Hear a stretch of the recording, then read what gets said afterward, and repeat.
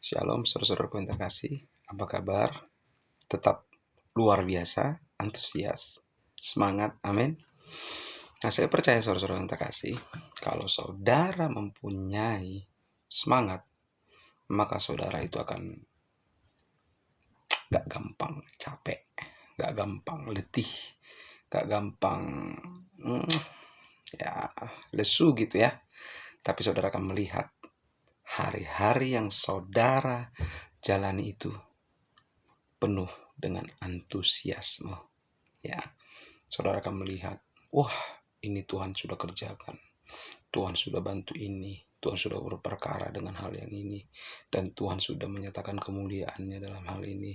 Dan ini doa-doa saya yang sudah saya panjatkan kemarin, bulan lalu, tahun lalu. Tuhan sudah jawab dan sekarang saya menerima jawabannya. Dan ini, kalau seperti ini saudara, saya yakin saudara tidak akan pernah capek. Saudara nggak akan pernah letih.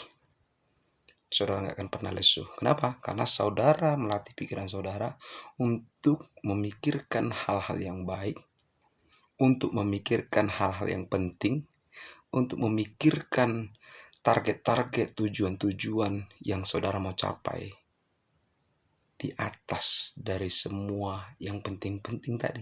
Tapi yang terpentingnya apa? Sehingga saudara akan menikmati itu kehidupan dalam Tuhan. Amin. Nah, sebelumnya saudara terkasih, saya ingin berdoa, kita berdoa bersama. Terima kasih Tuhan atas anugerah, kasih, dan karunia-Mu yang besar dalam hidup kami. Kami percaya Tuhan, Engkau terus menuntun langkah hidup kami. Dan hari ini akan kami bahas topik jangan lelah, jangan capek, dan jangan menyusahkan orang lain. Untuk itu ya Tuhan, bawa kami ke dalam pengertian-pengertian yang baru.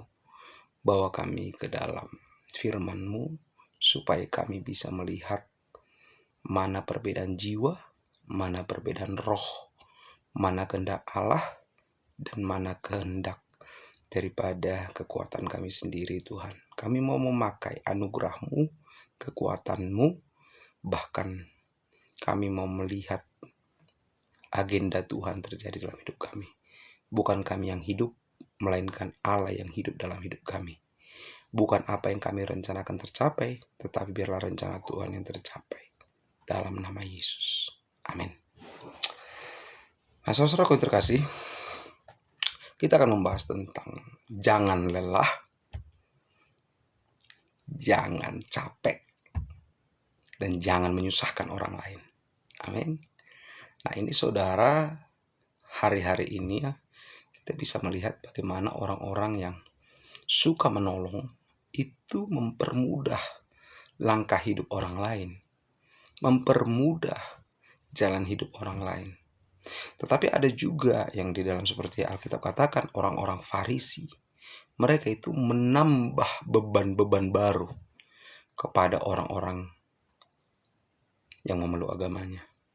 Ya, tadinya orang ini adalah orang yang bebas, melakukan segala halnya tanpa minta izin. Tiba-tiba dia harus ikut dalam peraturan agamawi. Tambah, dia sudah mau nih menyerahkan hidupnya, mau ikut ini ajaran ini, tetapi ditambah, kamu harus lakukan 2 kali lipat, kamu harus lakukan 3 kali lipat, kamu harus begini. Nah, akhirnya apa saudara terkasih? Banyak dari kita itu sebenarnya mensibukkan atau mencapekkan diri sendiri dengan hal-hal yang tidak penting. Nah, Alkitab mengajarkan kita untuk melakukan yang esensi, bukan melakukan hal-hal ritualisme. Amin. Jadi apa yang terpenting? Apa yang terpenting tadi itu yang harus dikerjakan. Amin. Dan itu juga harus kamu ajarkan. Amin. Nah, ini kita akan bahas hari ini saudaraku.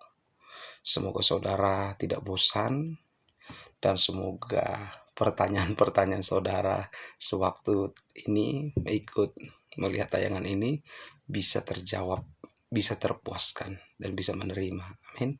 Saya tidak bermaksud saudara untuk harus percaya 100% apa yang saya katakan. Enggak. Percayalah kepada Tuhan. Saya di sini hanya memberitakan, menyampaikan, mengingatkan. Karena saya percaya Tuhan mengingatkan untuk kalian-kalian semua yang melihat tayangan ini, supaya kalian bertobat. Jangan membuat capek dirimu sendiri.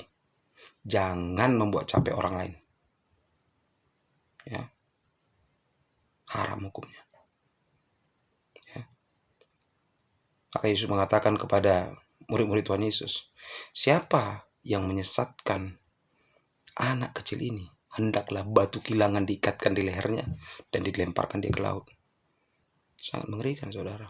Kalau engkau dalam pelayananmu cepat capek, dan kalau engkau dalam pelayananmu mencapekkan orang lain, membuat orang susah, hati-hati. Amin. Jangan lepaskan, jangan. Kita akan bahas Yesaya pasal 40 ayat 29. Dia memberi kekuatan kepada mereka yang lelah dan menambah semangat kepada yang tidak berdaya. Kabar baik bagi saudara sekalian yang sudah capek menjalani kehidupan yang penuh dengan susah payah, dan apalagi yang sudah berjerih lelah. Ini nih, Tuhan akan memberikan kekuatan kepadamu, dan Tuhan akan memulihkan kekuatanmu, dan dia akan meregenerasi sel-sel dalam hidupmu, sehingga kau akan terlihat semangat, kuat dari dalam keluar. Amin. Haleluya. Setiap hari saudara harus bekerja untuk memenuhkan semua kebutuhan dapur bagi keluargamu. Ya, harus. Dan setiap hari saudara harus menyediakan waktu untuk melimpahkan kasih sayangmu kepada anggota-anggota keluargamu, baik itu istri mungkin, suami, anak-anak, orang tua, mertua, ya kakak ipar, abang ipar, adikmu, kakakmu, terserah. Ya, setiap hari saudara harus bisa menyediakan waktu untuk sekedar ngobrol, atau seminggu sekali, weekend, sama-sama pergi keluar, sama-sama menyediakan waktu di rumah untuk sekedar berbincang-bincang dengan waktu yang cukup lama, sehingga bebas, santai, tetapi di sana ada satu jalinan emosional yang semakin erat, sehingga tali silaturahmi saudara dengan anggota-anggota keluarga saudara itu tetap kental, dan itu akan menghilangkan semua praduga-praduga, ketakutan-ketakutan, bahkan ya mungkin ada gosip-gosip dari yang lain, itu akan cepat hilang. Amin. Nah, saudara yang terkasih, Tuhan mau memberikan kekuatan bagi saudara yang lemah, yang lelah, dan akan menambahkan semangat kepada saudara yang tidak berdaya. Kadangkala saudara yang terkasih, kesusahan kita dalam hidup ini sangat banyak. Baik kesusahan yang mungkin kita sadari ini akan terjadi, atau ada kesusahan yang tiba-tiba muncul. Kesusahan yang bisa kita sadari adalah contoh gaji yang sedikit, sementara kebutuhan hidup yang terus naik. Dimana sekarang harga cabai yang itu begitu mahal. Ya, ini kan hal yang tidak terduga. Tetapi saudara harus tetap kuat. Tuhan akan menolong kita semua. Amin. Saudara akan tetap makan cabai. Amin. Saudara akan terus masak di dapur, makan makanan yang sehat, yang bergizi. Amin. Haleluya. Nah, saudara akan terkasih, terkadang jerih lelah kita juga pun tidak dihargai orang lain. Kita sudah membantu orang lain, tetapi orang lain malah melihatnya itu adalah sebagai sesuatu tindakan yang biasa, padahal kita sudah di situ mengorbankan waktu kita mungkin, atau uang kita memberikan berkat kepada orang lain, dari gaji kita, dari uang penghasilan kita untuk orang lain, supaya dipakai untuk beli beras, untuk beli ikan, untuk bayar uang sekolah, atau apapun itu saudara. Ternyata itu sepertinya tidak cukup. Jerih lelah saudara sepertinya ya begini. Tetapi saudara harus ingat, Tuhan tidak pernah berutang, dan dia akan terus memberikan kekuatan dan semangat bagi saudara. Saudara akan melihat berkat-berkat Tuhan akan mengalir, sehingga segala jerih lelah saudara itu terbayarkan. Amin. Ini doa saya, saudara diberkati, saudara terus memberi, saudara terus mengasihi, saudara terus berjuang dengan kekuatan Tuhan. Amin. O Rama Kasyata Kanamaya Karabusi Kitiriana. Hamba berdoa ya Tuhan untuk setiap orang yang menonton tayangan ini. Biar kiranya Tuhan Engkau menambahkan kekuatan. Engkau memberikan semangat. Sehingga terus mereka dapat menjalani hidup mereka dengan melakukan yang terbaik. Tidak letih, tidak lesu, dan tidak mundur dalam nama Yesus. Amin. Yeremia 17 ayat 5, saudara terkasih. Beginilah firman Tuhan. Terkutuklah orang yang mengandalkan manusia, yang mengandalkan kekuatannya sendiri, dan yang hatinya menjauh daripada Tuhan. Nah, saudara-saudara terkasih, ada memang orang-orang yang pintar. Ada orang-orang yang memang kekuatannya double, ya. Ada orang yang bilang tidak. Orang ini memang sepertinya tidak capek-capek nih. Terus ada aja inspirasinya. Nah, saudara yang terkasih, firman Tuhan katakan, terkutuk orang yang mengandalkan manusia, yang mengandalkan kekuatannya sendiri. Amin. Boleh nggak kita kuat? Boleh. Boleh nggak kita terampil? Boleh. Bolehkah kita melakukan yang terbaik? Sangat boleh. Tetapi ingat, kekuatan yang kau miliki, ide yang kau miliki, inspirasi yang kau miliki, itu berasal daripada Tuhan. Dan kau harus mengembalikannya bagi kemuliaan Tuhan. Ketika engkau bersaksi, ini oleh karena aku bangun pagi-pagi, pergi pagi-pagi, pulang larut malam, sehingga aku bisa mendapatkan kekayaan ini. Nah, di situ saudara sudah mengandalkan kekuatan sendiri. Saudara tidak mengakui lagi ada kekuatan Tuhan yang bekerja dalam kehidupan saudara. Bertobat saudaraku. Jangan mau. Nanti engkau capek. Dan nanti juga engkau akan menyusahkan orang lain, mencapekkan orang lain. Ya. Saudara-saudaraku yang terkasih, berusaha dengan sekuat tenaga bisa menghasilkan buah yang manis bagi keluargamu. Ketika engkau ulet bekerja, engkau menghasilkan uang, maka keluargamu akan hidup berkecukupan. Ketika engkau berusaha menyiapkan hari untuk keluargamu, khusus untuk mereka, menghabiskan waktu bersama keluargamu, maka engkau akan melihat cinta kasih mereka kepadamu bertumbuh semakin besar. Ini bagus, saudara. Tetapi saudara harus ingat, ini bukan dari kekuatanmu. Walaupun itu berjalan dari dirimu. Kenapa? Engkau harus memberikan kemuliaan bagi Allah. Engkau merasa ini semuanya engkau yang kerjakan, ya. Tetapi ingat, engkau adalah milik Allah. Dan Allah memberkatimu. Amin. Mau sampai kapan, saudara, bisa sehebat itu? Kadang-kadang muncul gosip atau ketidakpercayaan orang lain terhadap saudara. Itu akan membuat semangat saudara lumpuh. Ketika ada orang yang lebih hebat dari saudara dan bersaing sama saudara, itu akan membuat saudara tawar hati. Alangkah baiknya ketika engkau di atas, kau sukses, kau berhasil, kau berbuah, berikan kemuliaan bagi Tuhan. Ini oleh karena berkat Tuhan. Maka engkau melihat setiap pekerjaan yang kau kerjakan, engkau akan gampang untuk mempermuliakan Tuhan. Dan ketika ada pekerjaan itu di tanganmu, engkau tidak akan membuat seolah-olah kalau bukan karena engkau yang mengerjakan, maka tidak mungkin berhasil. Saudaraku yang terkasih, bertobat. Amin.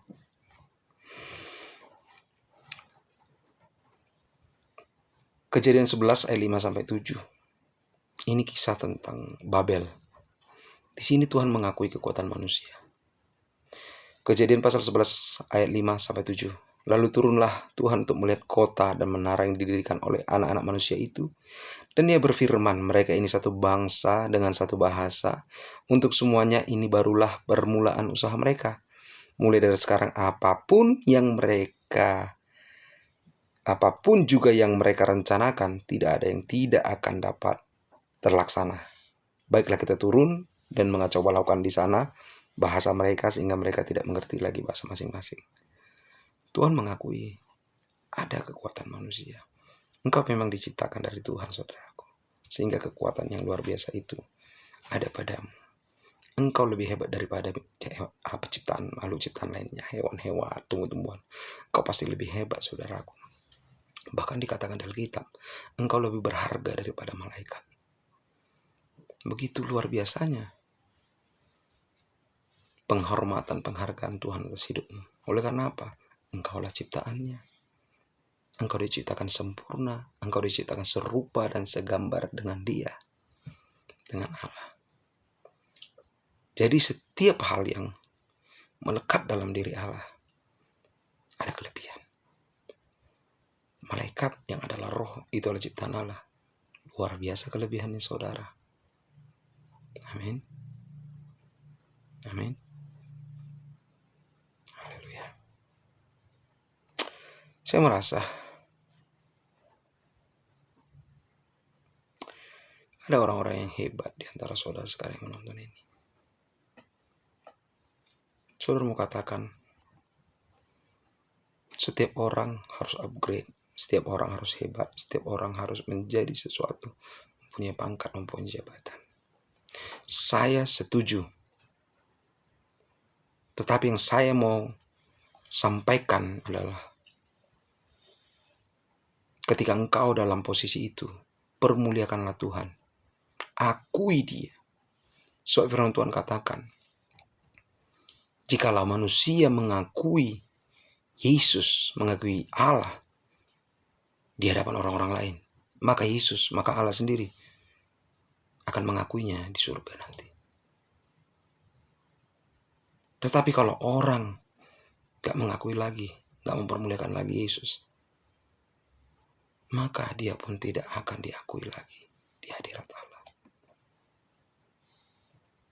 Firman Tuhan juga katakan, hai orang-orang kaya, hidupmu itu seperti rumput. Hari ini mungkin ada, besok belum tentu. Tetapi saya mau katakan, mari saudara terkasih, akui Tuhan, permuliakan Tuhan, jangan sombong. Banyak memberi, banyaklah melayani, supaya engkau melihat Allah, supaya engkau bisa berdampak menjadi seperti apa yang Tuhan Yesus mau. Zakius ketika bertemu dengan Yesus, apa yang terjadi? Dia bertobat. Dia menyerahkan 4 kali lipat hasil daripada pemerasannya terhadap orang-orang di zamannya. 4 kali lipat dikembalikannya. Saudara, ketika engkau kaya, lihat hamba-hamba Tuhan banyak yang miskin, banyak yang susah. Berkati mereka. Lihat gereja-gereja yang di kampung-kampung. Bangun gereja mereka. Lihat pelayanan-pelayanan sosial yang dilakukan oleh anak-anak Tuhan yang berdiri sendiri, panti-panti asuhan. Berikan berkat-Mu. Maka kesukaan surga itu akan semakin dilimpahkan dalam hidupmu. Dan Tuhan akan berbahagia, bersuka cita. Amin. Kalau engkau mau memberi dari apa yang kau punya, dan itu akan menyukakan hati Tuhan. Lakukanlah segala sesuatunya seperti untuk Tuhan, bukan untuk manusia. Ketika kau memberi kepada manusia, anggaplah dalam hatimu, yakinkan dirimu bahwa engkau memberi untuk Tuhan. Sehingga engkau tidak akan pernah merasakan kecewa. Sehingga engkau tidak akan merasakan capek. Sehingga engkau tidak merasakan engkau harus bertanggung jawab atas hal itu. Enggak. engkau sudah diberkati dan engkau memberi sedikit daripada kekayaanmu. Saya percaya itu. Tapi kalau memang engkau ada juga orang yang memberikan 100% dari kekayaannya, saya bilang, saya pun tunduk kepadamu. Karena hampir tidak ada orang seperti itu di dunia ini. Tapi kalau engkau memberikan sedikit daripada hartamu, itu juga banyak dilakukan orang lain. Ya, ini bukan soal nominal. Ini bukan soal banyak sedikitnya. Tetapi ini soal pengakuan untuk kemuliaan Tuhan. Itu. Amin.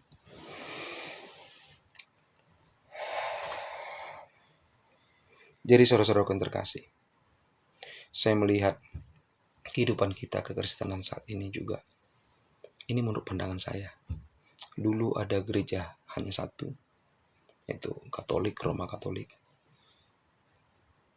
Terus kita tarik misalnya sekarang, berbagai macam denominasi, Protestan, Pentakosta, Karismatik, Injili, Anglikan, Baptis, banyak sekali. Aku jadi berpikir begini, apakah ini juga adalah salah satu cara Tuhan meremajakan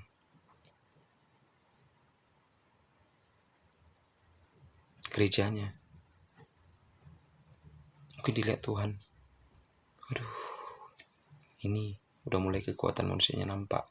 Muncul yang baru di Tuhan. Ini juga ada kekuatan manusia juga yang terlalu nampak. Ini akan terus terjadi, saudara, kalau kita tidak menyadari kisah Babel ini. Ya, ini akan terus terjadi. Dan orang generasi-generasi yang baru, pelayanan-pelayanan yang baru, itu akan menjelekkan pelayanan yang lama. Bahwa ada yang hilang. Dan ini sudah ditemukan yang baru, dan inilah dia. Nah, itu saudara. Mau sampai kapan? Capek kita. Setiap ada aliran baru, setiap ada gerakan baru, inilah yang paling benar. Capek.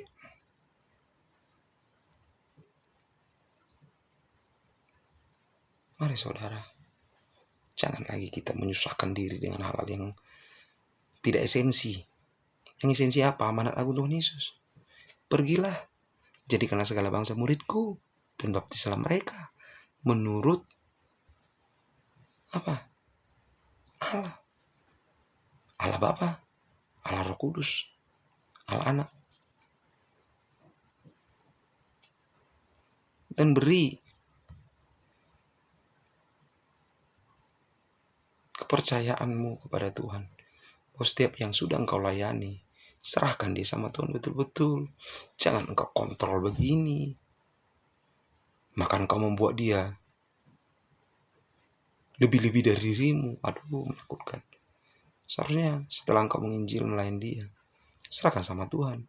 Biar Tuhan memberikan panggilannya kepadanya. Amin. Percayalah saudara, kekuatanmu masih ada yang lebih hebat lagi daripadamu. Di tempat yang lain, di negara yang lain, di benua yang lain. Ada. Gak ada yang bisa kita hebatkan. Gak ada yang bisa kita banggakan di dalam Tuhan ini. Hanya betul-betul anugerah dialah kita ada.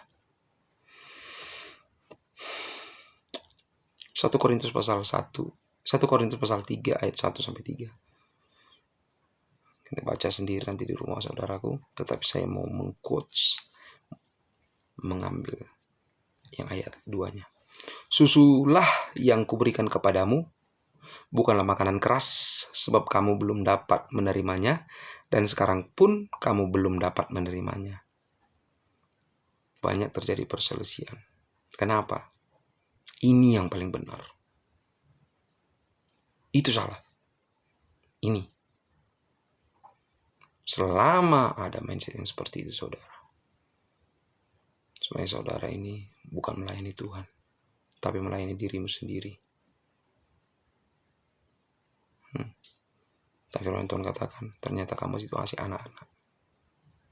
Suka membanggakan dirinya, menjelekkan orang lain. Saudara kan terkasih, kehidupan yang bergantung pada Allah adalah kehidupan yang selalu mempermuliakan Allah. Artinya, dalam setiap kesaksianmu adalah menjelaskan bagaimana Allah melakukan pekerjaannya dalam hidupmu, dan sehingga hasil pekerjaan itu pun tidak serta-merta menjadi kontrol pribadimu, seakan-akan pekerjaan itu yang kamu lakukan itu bisa gagal kalau bukan kamu yang melakukannya. Kamulah orang yang satu-satunya bisa mewujudkannya. Ini bahaya. Itu tandanya engkau memakai kekuatanmu sendiri, bukan memakai kekuatan Allah. Dan engkau akan mudah untuk capek. Jangan mau capek, saudara. Ya. Ibrani pasal 5 ayat 14. Tetapi makanan keras adalah untuk orang-orang dewasa, yang karena panca inderanya yang terlatih untuk membedakan mana yang baik daripada yang jahat. Saudara pun terkasih, terkadang makanan alamiah tanpa bahan pengawet dan penyedap rasa itu gak cocok sama lidah kita. Ketika kita makan makanan yang betul-betul alami, hambar, gak enak. Tetapi makanan yang alamiah itu pula yang berguna bagi tubuh, yang membuat tubuh kita sehat.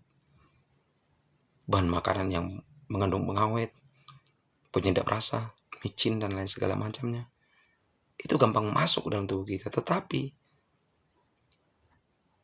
kandungan daripada kimia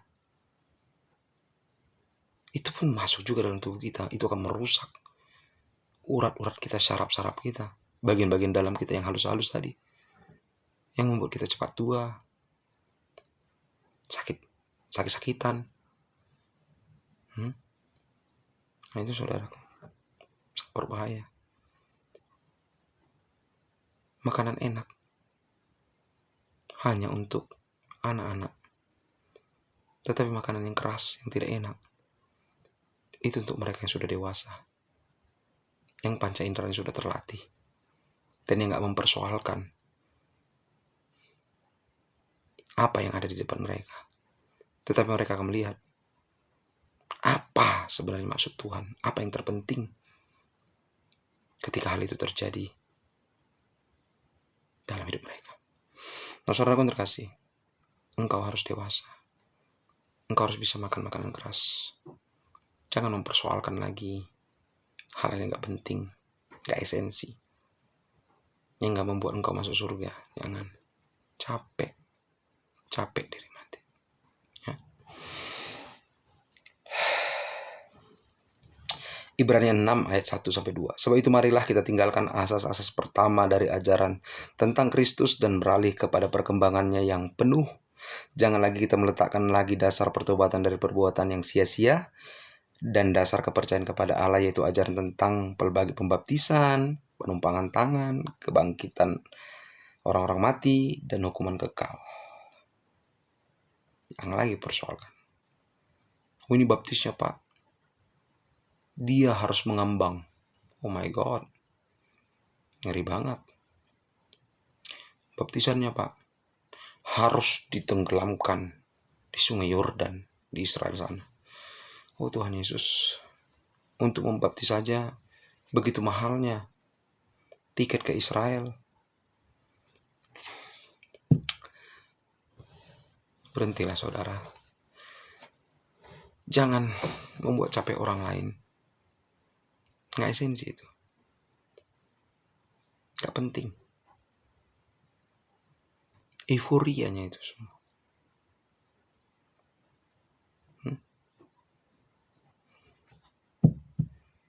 Tinggalkan saudara. Tinggalkan. Jadilah sama seperti Petrus. Ketika Tuhan menurunkan satu lembar kain yang berisi makanan-makanan haram, pertamanya Petrus nolak. Enggak, Tuhan ini haram. Tuhan bilang apa kepada Petrus? Apa yang kukatakan halal, jangan kau bilang haram. Akhirnya apa? Petrus harus menerima itu.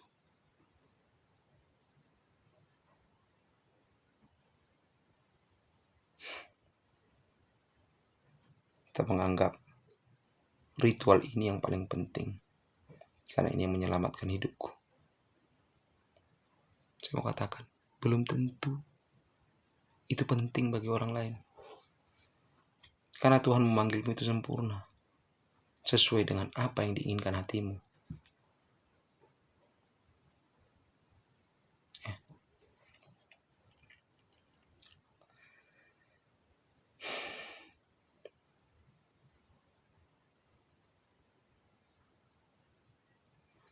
Saya membayangkan begini, ketika kita menginjil atau melayani orang yang dari India, yang notabene banyak Hindu lah kita bilang, maaf ya, mereka tidak makan sapi, saudara. Dan saudara dengan sengaja memasak rendang daging sapi dan menyediakannya kepada mereka. Makan, ini enak. Si dia bilang, enggak, ini enggak bisa. Nggak bisa kami makan ini. Itu sapi. Lembu nggak bisa. Haram bagi kami. Itu seperti memakan dewa. Memakan Allah. Nggak bisa. Enggak. Ini enak. Apa yang sudah kukatakan enak? Aku duluan Kristen daripada kamu. Saya Kristen dulu daripada kamu. Makan. Dan saudara langsung kasih itu. Memaksa. Dengan menyuapinya makan. Orang sini tapi harus Tuhan. Terpaksa aku makan. Aku kan terbiasa. Dan aku gak mau makan ini. Kan masih banyak makanan yang lain. Kenapa harus yang ini? Menurut si penginjil tadi, rendang itu gak masalah. Dan memang betul gak masalah. Dan si India itu juga dalam perspektif dia, karena dia baru dilayani dan baru menerima Yesus sebagai Tuhan dan Juru Selamat, dia belum terbiasa untuk makan itu. Dia gak mau makan. Jangan kamu paksa. Itu kamu menyusahkan hidupnya. Amin. Itu kamu membuat capek dia.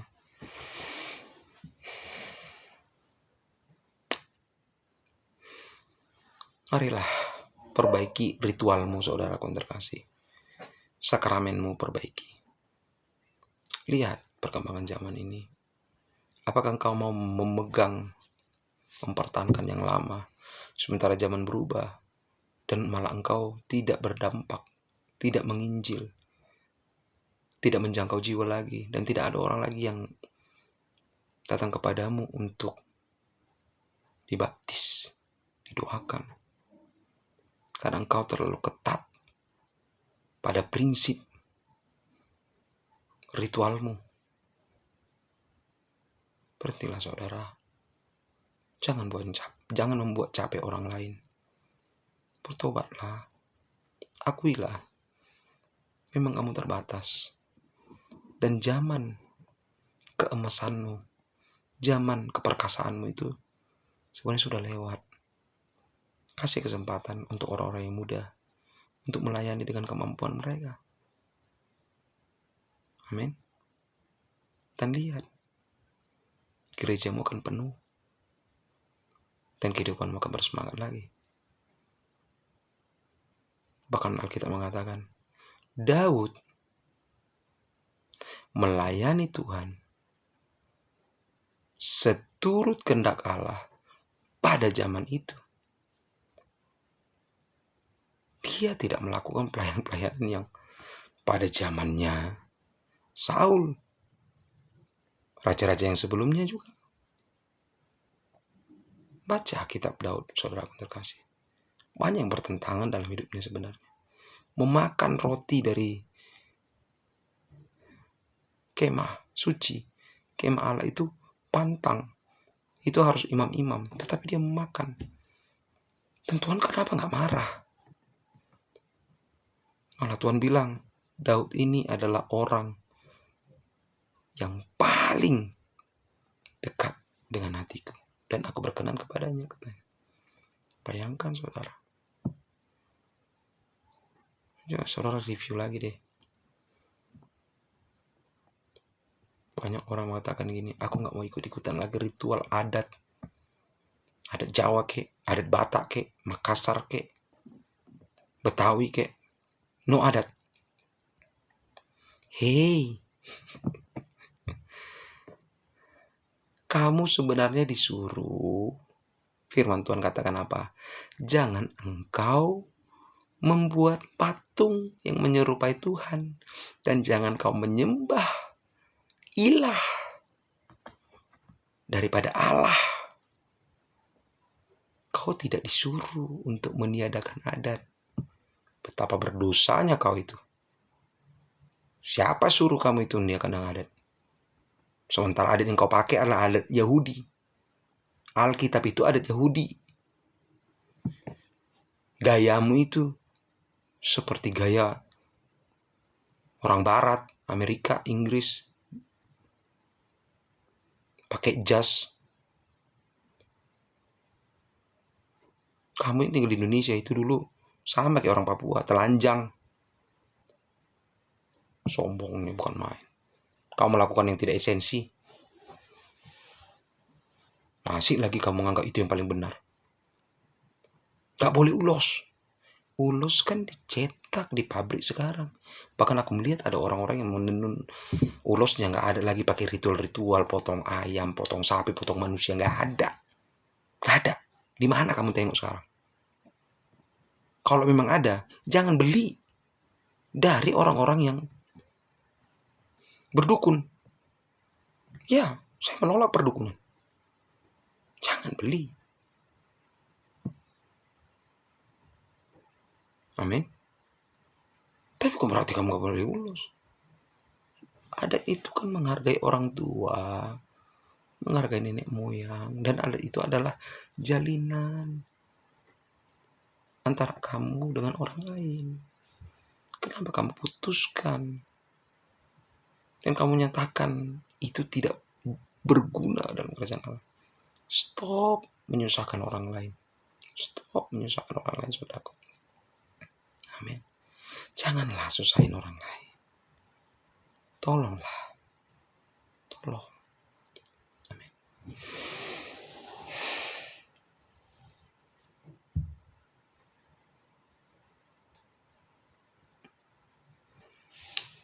Saudara harus berpindah dari cara pandang religiusitas yang picik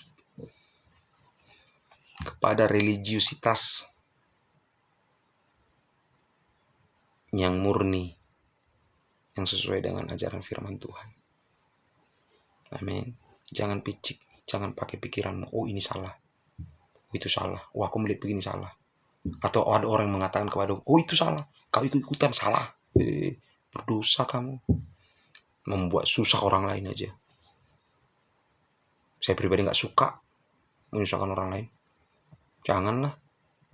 Dunia ini udah susah. Kamu tambahin lagi kesusahannya. Apa gak kasihan kamu?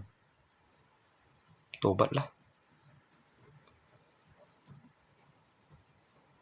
Kamu katakan kepada orang-orang, saya berdoa 8 jam setiap hari. Dan saya melihat doa saya dijawab Tuhan. Dan saya berkasa dalam doa. Saya adalah prayer warrior. Ya itu hebat. Tapi kalau misalnya orang bertobat di tanganmu, dan kau ajarkan dan kau paksa orang harus berdoa 8 jam, sementara dia pengennya berdoa 24 jam sehari. Terlaluan kamu itu. Dan ketika ada orang yang sudah doa 8 jam, dan doanya gak dijawab Tuhan, dan kau katakan, kamu sungguh-sungguh, doa lagi, puasa lagi. Pak, saya udah puasa Pak, 1 hari penuh, 24 jam, gak makan, gak minum. Tambah, 3 hari kamu puasa. Tuhan Yesus, sebenarnya kamu ini mau masuk surga, atau mau berkompetisi mana yang paling rohani, stres kita kayak gini, saudara. Ya, orang yang kau tobatkan menjadi lebih gila lagi daripada dirimu sendiri. Kamu sendiri udah gila, kau buat lagi dia lagi tambah gila. Tuhan kan bilang, asal engkau percaya saja dengan hatimu dan kau mengaku dengan mulutmu bahwa Yesus Kristus adalah Tuhan dan Juru Selamatmu yang hidup, dan kau minta ampun atas dosa-dosamu, maka engkau sudah diselamatkan dan masuk surga. Apakah di surga itu berdoa 8 jam? Coba pikirlah saudara. Jangan kita membuat peraturan yang gak esensi, yang memberatkan orang lain. Amin. 1 Korintus 12 ayat 4-6. Ada rupa-rupa karunia tetapi satu roh. Ada rupa-rupa pelayanan tetapi satu Tuhan. Dan ada berbagai-bagai perbuatan ajaib, tetapi Allah adalah satu yang mengerjakan semuanya dalam semua orang. Ada yang memang terpanggil menjadi pendoa. Ada yang terpanggil menjadi gembala. Ada yang terpanggil menjadi guru. Ada yang terpanggil menjadi rasul. Ada yang terpanggil menjadi nabi.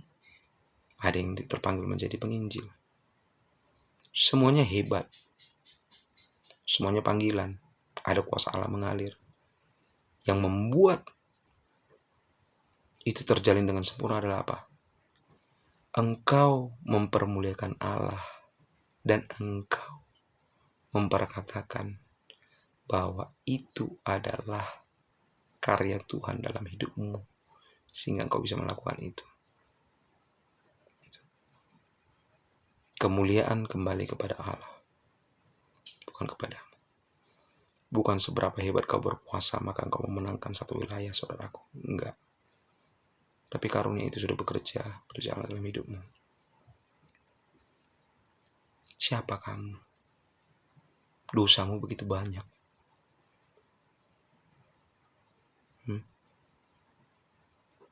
Tapi karena anugerah Tuhan kita masih bisa hidup melayani Tuhan. Aku terus juga berdoa, Tuhan ampuni aku. Aku melakukan kesalahan dengan sengaja. Dan Tuhan maafkan aku untuk kesalahan-kesalahan yang tidak dengan sengaja kulakukan. Aku butuh pengampunan dosa. Maafkan aku, Yesus. Aku tetap berharap bergantung kepadamu, Tuhan Yesus. Kaulah Tuhanku, Juru Selamatku, Allahku yang hidup yang kupercayai. Nah, saudaraku terkasih, bayangkan kalau rupa-rupa karunia tadi, dan rupa-rupa pelayanan tadi, dan rupa-rupa dari kuasa yang mengalir tadi itu semuanya mengatakan inilah yang paling benar, inilah yang paling benar, inilah yang paling benar. Orang yang mengikutinya, aduh Tuhan, capeknya bukan main. Ada berapa karunia? Banyak. Ada berapa panggilan? Banyak, ada 5. Dan dia harus ikutin semua pelajaran itu semua. Akhirnya orang yang kita layani tadi pun belengger. Pusing dia, saudara. Capek dia. Itu, saudara. Janganlah. Biarlah Yesus kita muliakan. Biarlah Kristus saja yang kita agungkan. Biar kita menyerahkan pelayanan kita kepadanya. Biarlah segala kemuliaan hanya bagimu Tuhan. Biarlah segala pengakuan dari mulut bibir kami itu adalah pengakuan akan kemuliaan Tuhan. Engkau mengerjakan segala sesuatunya dari dalam hidup kami. Kekuatanmu Engkau sudah curahkan, kuasamu sudah mencurahkan. Dan yang terjadi itu semua hanya karena anugerahmu Tuhan. Sama seperti hamba juga Tuhan Yesus mengajar, berkhotbah, menyampaikan pesan Tuhan bagi umat-Mu ya Tuhan. Ini semua kalau bukan Engkau yang suruh, aku gak bisa lakukan ini. Gak ngerti aku Tuhan, gak mampu aku. Untuk menobatkan orang lain pun aku nggak bisa. Untuk membawa orang lain percaya kepada aku pun aku nggak mampu, nggak sanggup. Walaupun memang banyak yang percaya kepada aku, banyak yang meminta doaku, tetapi aku sendiri pun nggak layak. Kalau bukan Engkau yang suruh Tuhan, aku nggak bisa bergerak apa-apa. Aku bodoh sebenarnya. Nah, saudaraku terkasih, ini selalu kuingatkan dalam diriku. Supaya apa? Aku itu jangan take for granted. Jangan merasa bahwa tanpa aku firman Tuhan itu nggak mungkin bisa disampaikan. Firman Tuhan katakan apa? Dari batu-batu pun Tuhan bisa buat berbicara. Dari keledai si Bileam, Tuhan bisa berbuat bicara, menyampaikan firman Tuhan. Siapa kamu? Siapa aku? We are nothing. Kita siapa? Kita hanya oleh karena anugerah Tuhan. Amin. Saudaraku terkasih, janganlah membuat capek orang lain. Jangan menambah kesusahannya. Amin. Jadi saudaraku terkasih, mari temukan karunia apa yang menjadi ciri khasmu dan berpuas dirilah dalam karunia itu. Gak usah lirik sana sini, mana yang paling hebat, mana yang paling berguna, mana yang paling berdampak. Gak usah. Kalau engkau sudah diberikan talenta, latih, asah, jadilah terampil di sana. Amin. Saudara kalau menyuruh saya khotbah, saya tutup mata pun begini bisa khotbah saudara. Dan tiba-tiba disuruh khotbah, saya juga bisa. Kenapa? Karena itu karunia. Ketika saya di jalan menuju satu tempat, Tuhan sudah bicara kepadaku akan apa yang terjadi di tempat itu. Dan aku setiap hari menjalani hal seperti itu. Dan ketika bertemu ke tempat itu dan aku berkhotbah mungkin melayani mereka, udah ada pesan Tuhan sendiri yang Tuhan taruh dalam pikiranku ini, kupingku ini, pikiranku ini untuk disampaikan kepada mereka. Dan mereka terkejut kok bisa tahu. Dan itu saudara bukan kekuatanku. Kalau Tuhan gak bicara, aku pun gak tahu. Dan aku terus berdoa. Saudara bisa mendoakanku juga supaya aku mengerti suara yang Tuhan sampaikan kepada telingaku, pikiranku, perasaanku, kejadian-kejadian yang terjadi di sekitarku, supaya aku bisa mengerti apa maksud Tuhan, apa arti suara Tuhan, dan aku bisa melakukannya. Amin. Itu aja yang aku minta kepada Tuhan. Biarlah telingaku mengerti suara Tuhan, biarlah mataku mengerti suara Tuhan, biarlah pikiranku ini mengerti suara Tuhan, biarlah mulutku ini mengerti akan maksud Tuhan. Itu saudara, aku cuma berharap itu. Aku gak mau yang lain saudara. Capek mengerjakan sesuatu yang bukan panggilanku, mengerjakan sesuatu yang bukan karuniaku. Capek, sangat capek. Dan aku gak mau menyampaikan orang lain. Saya gak pernah mau bilang, saya setiap pagi jam 4 pagi, jam 3 pagi berdoa. Dan saya sepanjang malam jam 12 sampai jam 3 juga tidak tidur, tapi menyusun khotbah. Dan saya mau menyampaikan itu kepada orang lain. Kamu harus seperti ini supaya berhasil, supaya lincah. Enggak. Itu yang kamu lakukan semua ini.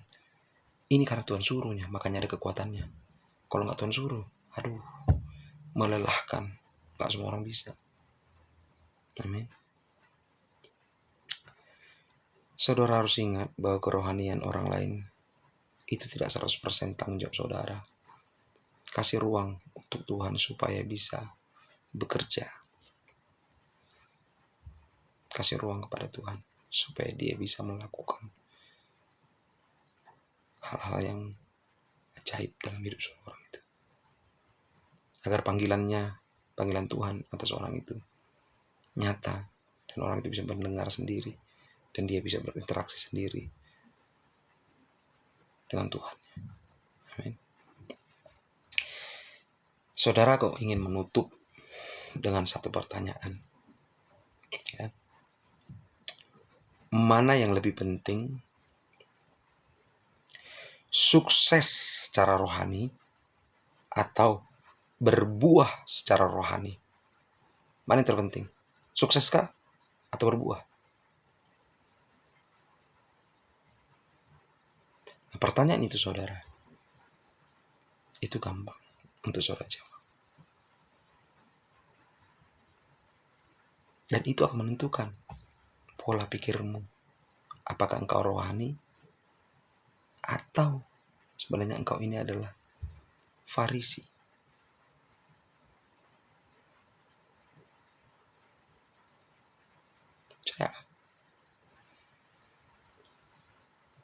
Dan hal ini juga akan mendorong saudara untuk bertobat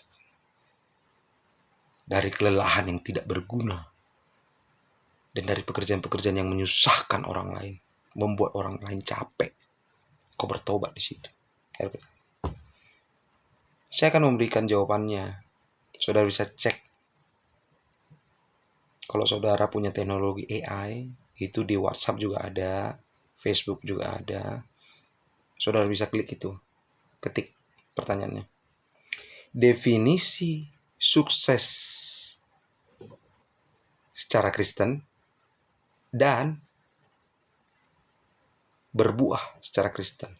Saudara lihat di situ. Penutup, Injil Yohanes mengatakan apa? Tuhan mencari buah. Amin. Dia cari buah. Dia cari iman. Amin. Sukses itu yang bisa kamu kerjakan sendiri. Tapi buah itu yang bergerak dari dalam keluar. Amin. Tuhan Yesus memberkati. Urabakashatakanama yakarabo sutu mukuriyatakanama. Hiribianduku bushiti kiriyatakanama sandanama. Dalam nama Yesus, aku berdoa untuk setiap orang yang menonton ini Tuhan, untuk lepas dari rasa capeknya mengikuti Engkau. Dan juga Tuhan, bisa berubah. Jangan membuat capek orang lain.